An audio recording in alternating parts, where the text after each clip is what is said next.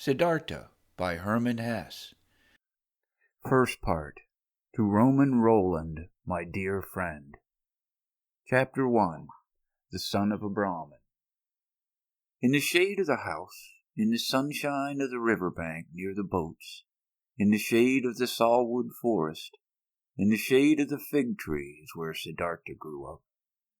The handsome son of the Brahman, the young falcon, together with his friend Govinda, son of a Brahman.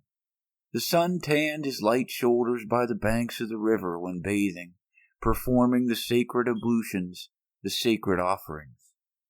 In the mango grove, shade poured into his black eyes when playing as a boy, when his mother sang, when the sacred offerings were made, when his father, the scholar, taught him, when the wise men talked. For a long time, Siddhartha had been partaking in the discussions of the wise men, practicing debate with Govinda, practicing with Govinda the art of reflection, the service of meditation. He already knew how to speak the Om silently, the word of words, to speak it silently into himself while inhaling, to speak it silently out of himself while exhaling. With all the concentration of his soul, the forehead surrounded by the glow of the clear-thinking spirit, he already knew to feel Atman in the depths of his being, indestructible, one with the universe. Joy leapt into his father's heart for his son who was quick to learn, thirsty for knowledge. He saw him growing up to become great wise man and priest, a prince among the Brahmins. Bliss leapt into his mother's breast when she saw him walking, when she saw him sit down and get up, Siddhartha, strong, handsome, he who was walking on slender legs, greeting her with perfect respect. Love touched the hearts of the Brahmins' young daughters when Siddhartha walked through the lanes of the town, with the luminous forehead, with the eye of a king, with his slim hips. But more than all the others he was loved by Govinda, his friend, the son of a Brahman. He loved Siddhartha's eye and sweet voice. He loved his walk and the perfect decency of his movements.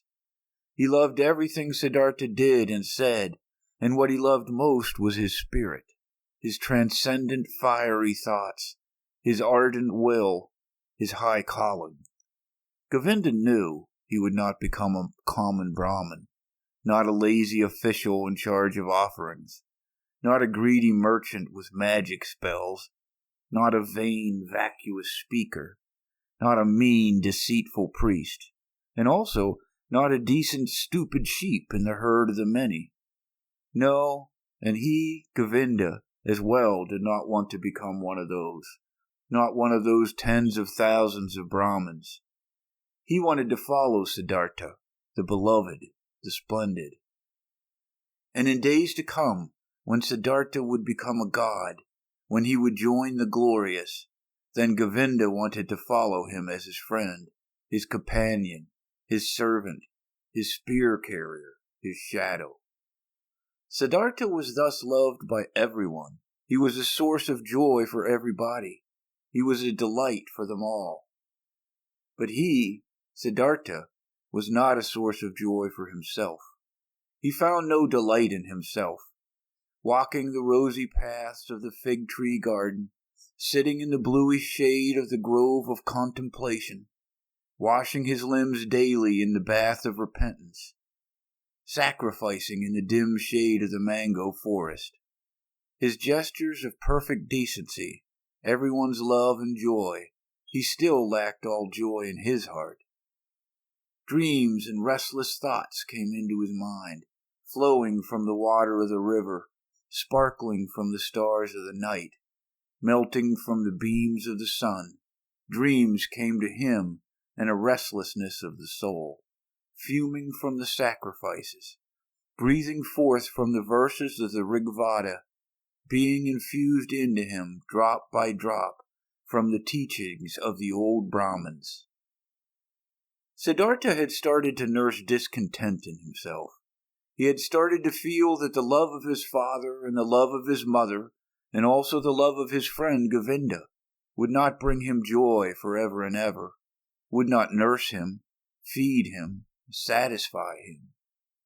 He had started to suspect that his venerable father and his other teachers, that the wise Brahmins had already revealed to him the most and best of their wisdom, that they had already filled his expecting vessel with their richness, and the vessel was not full, the spirit was not content, the soul was not calm, the heart was not satisfied. The ablutions were good, but they were water.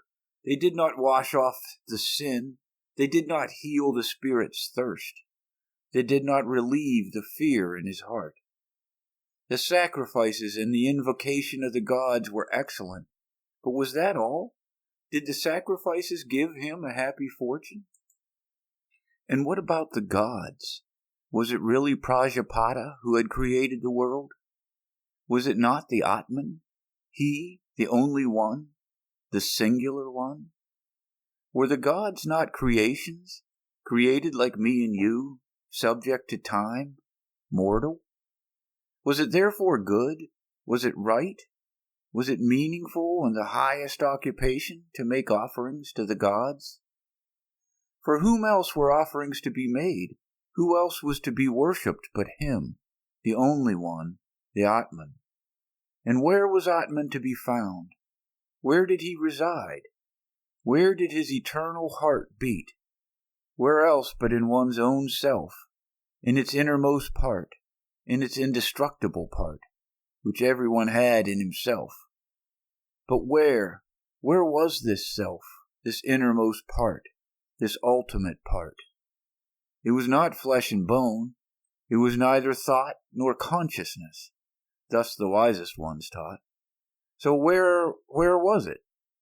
To reach this place, the self, myself, the Atman, there was another way, which was worthwhile looking for. Alas, and nobody showed this way. Nobody knew it. Not the Father, and not the teachers and wise men, not the holy sacrificial songs. They knew everything. The Brahmins in their holy books. They knew everything. They had taken care of everything, and of more than everything. The creation of the world, the origin of speech, of food, of inhaling, of exhaling, the arrangements of the senses, the acts of the gods. They knew infinitely much. But was it valuable to know all this, not knowing that one and only thing, the most important thing, the solely important thing? Surely many verses of the holy books, particularly in the Upanishads of Samaveda, spoke of this innermost and ultimate thing, wonderful verses. Your soul is the whole world was written there, and it was written that man in his sleep, in his deep sleep, would meet with his innermost part and would reside in the Atman. Marvelous wisdom was in these verses. All knowledge of the wisest ones had been collected here in magic words, pure as honey collected by bees. No, not to be looked down upon was the tremendous amount of enlightenment which lay here collected and preserved by innumerable generations of wise Brahmins. But where were the Brahmins? Where the priests? Where the wise men of penitence who had succeeded in not just knowing this deepest of all knowledge, but also to live it? Where was the knowledgeable one who wove his spell to bring his familiarity with the Atman out of the sleep and into the state of being awake, into life, into every step of the way, into word and deed? Siddhartha knew many venerable Brahmins, chiefly his father, the pure one, the scholar, the most venerable one. His father was to be admired, quiet and noble were his manners, pure his life, wise his words, delicate and noble thoughts lived behind its brow. But even he, who knew so much, did he live in blissfulness? Did he have peace? Was he not also just a searching man, a thirsty man? Did he not again and again have to drink from holy sources as a thirsty man, from the offerings, from the books, from the disputes of the Brahmins? Why did he, the irreproachable one, have to wash off sins every day, strive for a cleansing every day, over and over every day. Was not Atman in him? Did not the pristine source spring from his heart? It had to be found, the pristine source in one's own self. It had to be possessed. Everything else was searching, was a detour, was getting lost. Thus were Siddhartha's thoughts. This was his thirst. This was his suffering. Often he spoke to himself from a Chandogya Upanishad the words, "Truly the name of the Brahman is Satyam. Verily, he who knows such a thing will enter the heavenly world every day." Often it seemed near, the heavenly world, but never he had reached it completely, never he had quenched the ultimate thirst. And among all the wise and wisest men he knew, and whose instructions he had received, among all of them there was no one who had reached it completely, the heavenly world, who had quenched it completely, the eternal thirst. "Govinda," Siddhartha spoke to his friend. "Govinda, my dear friend, come with me under the banyan tree. Let's practice meditation." They went to the banyan tree. They sat down. Siddhartha right here, Govinda 20 paces away. While putting himself down, ready to speak the Om, Siddhartha repeated, murmuring the verse, "Om is the bow, the arrow is soul. The Brahman is the arrow's target that one should incessantly hit." After the usual time of the exercise and meditation had passed, Govinda rose. The evening had come. It was time to perform the evening's ablution. He called Siddhartha's name. Siddhartha did not answer. Siddhartha sat there lost in thought. His eyes were rigidly focused toward a very distant target. The tip of his tongue was protruding a little between his teeth. He seemed not to breathe. Thus he sat, wrapped up in contemplation, thinking Om, his soul sent after the Brahman as an arrow.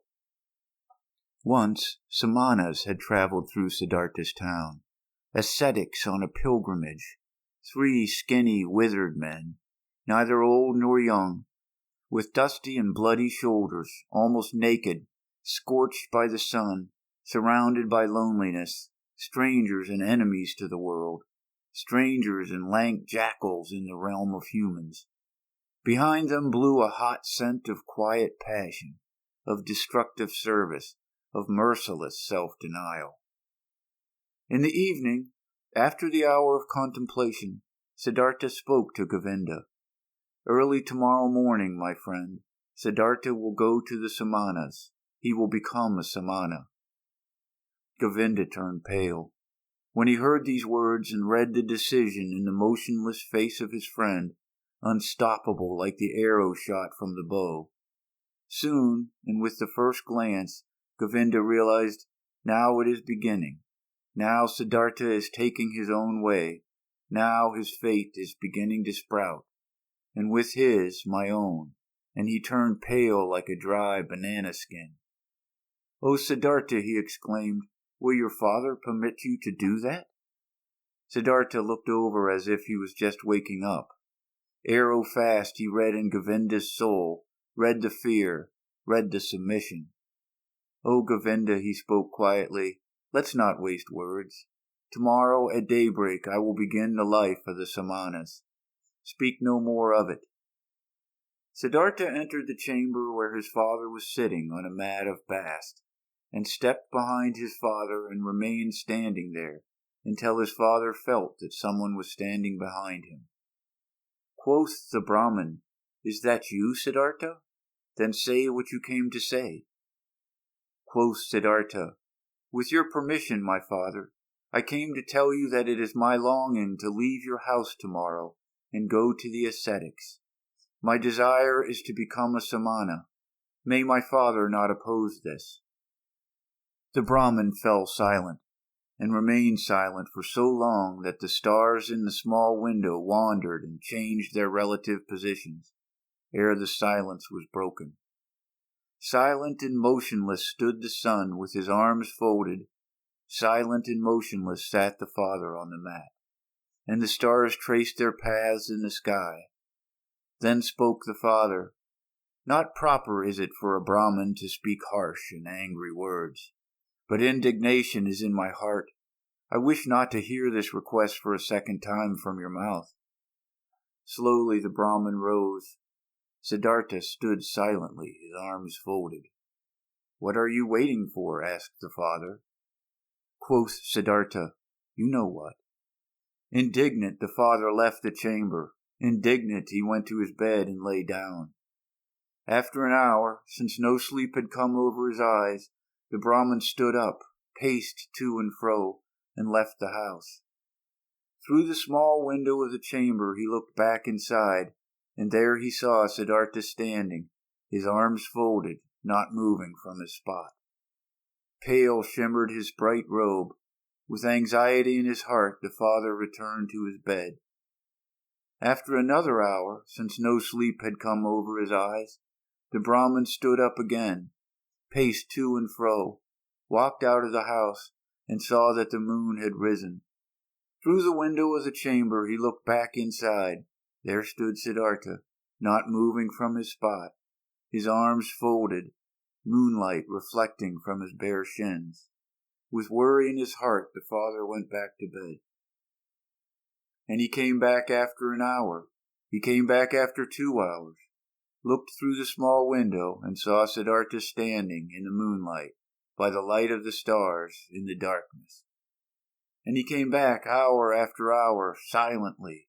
He looked into the chamber, and saw him standing in the same place, filled his heart with anger, filled his heart with unrest, filled his heart with anguish, filled it with sadness. And in the night's last hour, before the day began, he returned, stepped into the room, saw the young man standing there who seemed tall like a stranger to him. "Siddhartha," he spoke, "what are you waiting for?" "You know what." "Will you always stand that way and wait until it's become morning, noon, and evening?" "I will stand and wait." "You will become tired, Siddhartha." "I will become tired." "You will fall asleep, Siddhartha." "I will not fall asleep." "You will die, Siddhartha." "I will die." "And would you rather die than obey your father?" "Siddhartha has always obeyed his father." "So will you abandon your plan?" "Siddhartha will do what his father will tell him to do." The first light of day shone into the room. The Brahman saw that Siddhartha was trembling softly in his knees. In Siddhartha's face he saw no trembling. His eyes were fixed on a distant spot. Then his father realized that even now Siddhartha no longer dwelt with him in his home, and that he had already left him. The father touched Siddhartha's shoulder. "You will," he spoke, "go into the forest and be a samana. When you'll have found blissfulness in the forest, then come back and teach me to be blissful. If you'll find disappointment, then return and let us once again make offerings to the gods together. Go now and kiss your mother. Tell her where you are going to. But for me, it is time to go to the river and to perform the first ablution." He took his hand from the shoulder of his son and went outside. Siddhartha wavered to the side as he tried to walk. He put his limbs back under his control, bowed to his father, and went to his mother to do as his father had said. As he slowly left on stiff legs in the first light of the day the still quiet town, a shadow rose near the last hut, who had crouched there and joined the pilgrim, Govinda. "You have come," said Siddhartha, and smiled. "I have come," said Govinda. End of chapter 1.